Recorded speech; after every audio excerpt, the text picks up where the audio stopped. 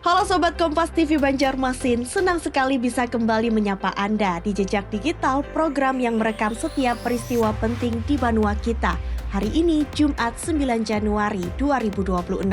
Sore ini Jejak Digital kita diwarnai dengan rasa kecewa warga Sungai Tabuk saat kunjungan Wakil Presiden RI Gibran Rakabuming.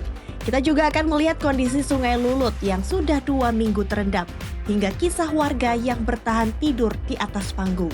Tak lupa kabar dari landasan Ulin Selatan dan target permanen untuk sekolah rakyat. Mari kita telusuri Jejak Digital selengkapnya.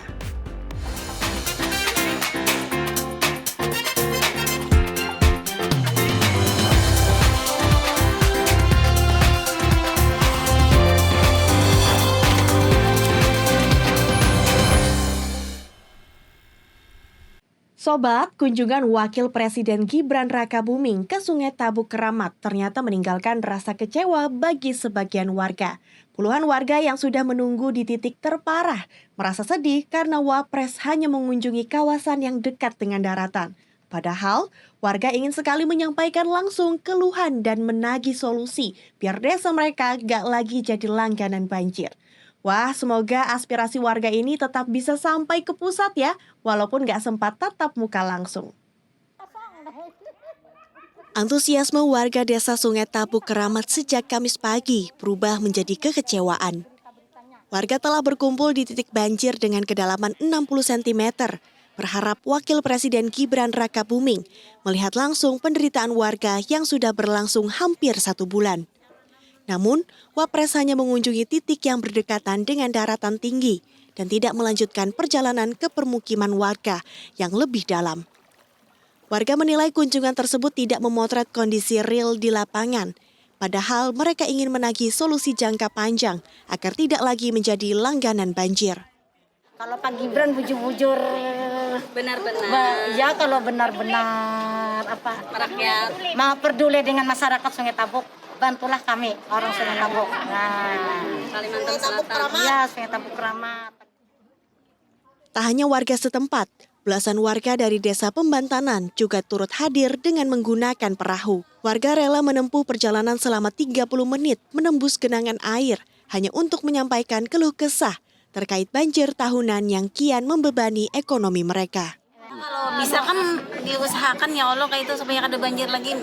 Ya bisa lah nang kayak itu hendak minta karena supaya jangan banjir lagi kayak itu namun ada solusinya ya. Berdasarkan data terbaru dari BPBD Kabupaten Banjar, skala bencana kali ini cukup masif dengan total 135.000 jiwa terdampak. Banjir telah merendam 135 desa yang tersebar di 12 kecamatan, menjadikan Kabupaten Banjar sebagai salah satu wilayah terparah di Kalimantan Selatan. Arpawi, Kompas TV Kabupaten Banjar, Kalimantan Selatan. Sudah lebih dari 2 minggu, tapi Sungai Lulut masih saja tergenang. Ketinggian air di kawasan Banjarmasin ini belum mau surut. Bahkan saat malam hari, air seringkali malah makin naik. Aktivitas warga jadi sangat terbatas dan melelahkan. Kita harap cuaca bisa lebih bersahabat, biar warga di sana bisa kembali beraktivitas dengan normal. Memasuki minggu ketiga, kondisi banjir di kawasan Sungai Lulut Banjarmasin masih belum menunjukkan tanda-tanda akan surut. Genangan air yang tak kunjung pergi ini kian menyulitkan mobilitas dan aktivitas ekonomi warga setempat. Dari pantauan di lapangan pada siang hari, ketinggian air di akses jalan masih bertahan di angka 20 cm. Sementara air yang masuk ke dalam rumah warga berkisar antara 5 hingga 8 cm. Tim Badan Penanggulangan Bencana Daerah Kota Banjarmasin memprediksi kondisi ini akan memburuk saat malam hari. Kombinasi antara air pasang laut dan adanya air kiriman dari hulu diperkirakan akan menaikkan ketinggian air hingga 40 cm. Oke, untuk hari ini update untuk air masih menggenang dan warga masih bertahan di pengungsian. Terus lagi untuk ketinggian air untuk saat ini masih bertahan di 20 cm di jalan, untuk jalan 20 cm untuk ketinggian. Sedangkan untuk di dalam rumah itu sekitar 5 sampai 8 cm. Saat ini sebagian warga telah memilih mengungsi ke posko darurat. Namun masih banyak warga yang memilih bertahan di dalam rumah dengan membuat panggung kayu. Di tengah kondisi sulit ini, warga mengeluhkan distribusi bantuan yang dinilai perlu menyentuh seluruh lapisan masyarakat terdampak. Harapan tuh ya kalau bisa tuh ya ada bantuan ya. Sekira adil gitu nah. Ini kan tadi ada bantuan cuma kada seberapa gitu nah. Kasihan kan masyarakat kan mana yang kada dapat gitu nah. Begitu mah harapan masyarakat kan sekira kebagian gitu nah, ada bantuan.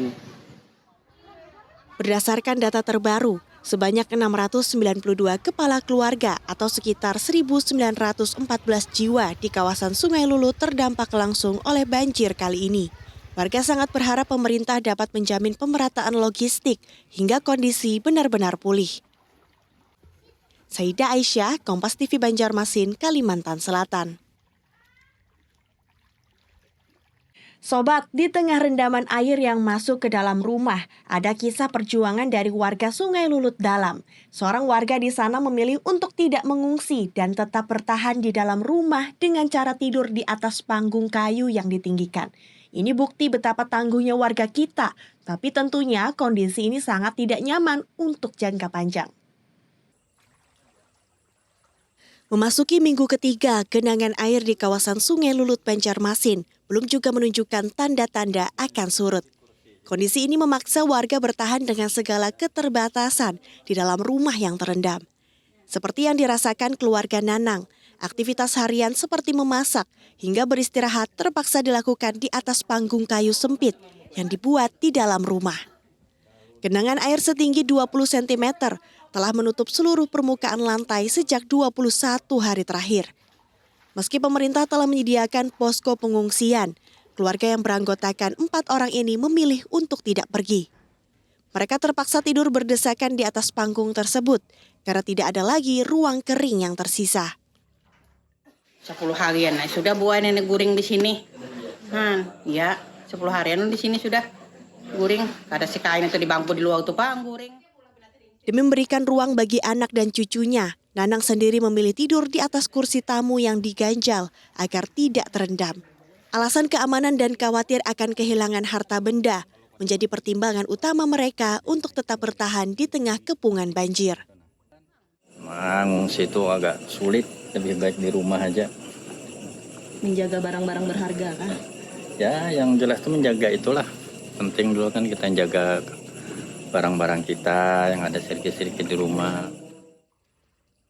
Hingga saat ini, warga Sungai Lulut hanya bisa pasrah dan berharap intensitas hujan serta pasang air laut segera menurun, agar aktivitas dapat kembali seperti sedia kala. Saida Aisyah, Kompas TV Banjarmasin, Kalimantan Selatan.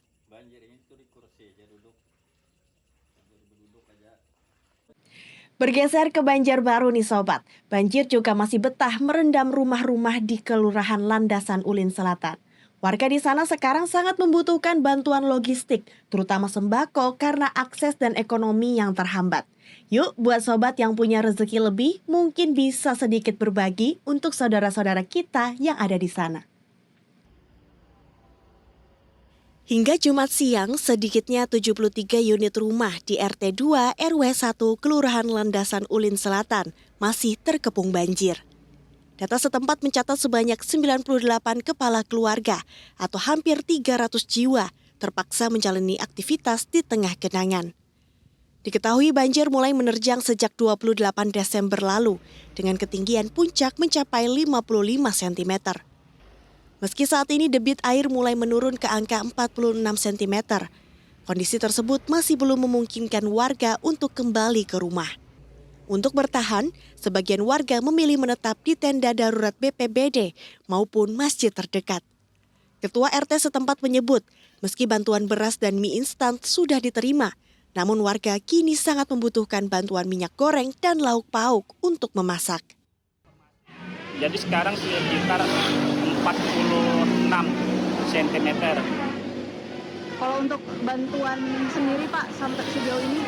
Kalau untuk bantuan alhamdulillah ada seperti beras, mie. Cuma di sini kita kekurangan lauk pauk lah. Kayak minyak goreng, sembakonya lah itu. Merespons situasi tersebut, Kementerian Sosial telah menyalurkan bantuan melalui pemerintah Kota Banjarbaru berupa paket sembako, kasur hingga makanan cepat saji. Bantuan ini diharapkan dapat segera terdistribusi untuk meringankan beban warga. Diminta untuk membantu, ya mungkin jangan dilihat jumlah, tapi paling tidak bisa membantu meringankan dulu warga di Kota Banjarbaru yang hari ini mungkin ya terdampak akibat adanya banjir. Selain bantuan darurat, Kemensos juga telah menyiapkan buffer stok logistik sebagai langkah mitigasi jika terjadi bencana susulan. Secara total BPBD mencatat sebanyak 900 kepala keluarga atau sekitar 2.000 jiwa di Banjarbaru terdampak oleh banjir kali ini. Nabila Ceva, Kompas TV Banjarbaru, Kalimantan Selatan. Sobat, ada kabar baik nih dari Kementerian Sosial untuk dunia pendidikan di Banjarbaru. Peserta program Sekolah Rakyat ditargetkan bisa segera menempati lokasi permanen pada Juli mendatang. Pembangunannya terus dikebut biar adik-adik kita bisa belajar dengan lebih tenang dan nyaman. Semoga rencana ini rampung tepat waktu ya, tanpa ada kendala. Kepastian terkait target rampungnya pembangunan sekolah rakyat ini disampaikan saat kegiatan monitoring dan evaluasi lahan di Jalan Guntung Harapan, Kelurahan Guntung Manggis, Kota Banjarbaru pada Jumat siang. Pemerintah pusat melalui Kementerian Sosial terus memastikan progres fisik di lapangan berjalan sesuai jadwal. Kehadiran gedung permanen ini dinilai sangat krusial, bukan hanya untuk meningkatkan kualitas akademik, namun juga sebagai sarana pembentukan karakter dan disiplin anak-anak peserta didik. Melakukan proses monitoring dan evaluasi rutin, ya. Apa yang harus ada percepatan, kemudian apa yang harus dilakukan untuk kemudian prosesnya nanti bisa diharapkan tepat waktu. Ya, Juli tahun ini anak-anak kita biar bisa kemudian pindah ke lokasi yang baru. Seirama dengan pemerintah pusat, pemerintah Kota Banjarbaru juga menyatakan komitmen penuhnya. Selain menyediakan lahan milik daerah, Pemkot telah menginstruksikan Dinas PUPR untuk menerjunkan tim teknis guna memastikan seluruh kebutuhan infrastruktur pendukung terpenuhi. Kalau untuk yang sekolah rakyat ini kan kalau kita tadi sudah menyiapkan dengan Dinas PUPR, ya PUPR yang nantinya akan mungkin bagaimana sih apa yang diperlukan itu yang kita arahkan. Jadi PUPR sudah menurunkan mungkin staf mereka dan juga mungkin dukungan-dukungan dari pihak ketiga untuk mendukung kegiatan tersebut. Untuk saat ini aktivitas sekolah rakyat di Banjarbaru masih tersebar di 3 lokasi sementara, yakni di Sentra Budi Luhur, Balai Besar Pelatihan dan Pengembangan Kesejahteraan Sosial, serta Balai Latihan Kerja. Dengan gedung baru nanti, seluruh kegiatan akan terpusat pada satu kawasan yang lebih representatif. Nabila Ceva, Kompas TV Banjarbaru, Kalimantan Selatan. Itulah 5 rekaman jejak digital kita untuk sore hari ini. Mulai dari harapan warga kepada pemimpin negeri, nasib warga yang terendam banjir, hingga harapan baru untuk pendidikan anak-anak kita. Pesan kami untuk Sobat Kompas TV Banjarmasin, tetaplah jaga kesehatan di tengah musibah banjir ini. Jangan lupa untuk saling menguatkan satu sama lain. Terima kasih sudah menonton Jejak Digital. Saya Tasya Euni, sampai jumpa di penelusuran jejak berikutnya. Selamat sore dan tetap semangat.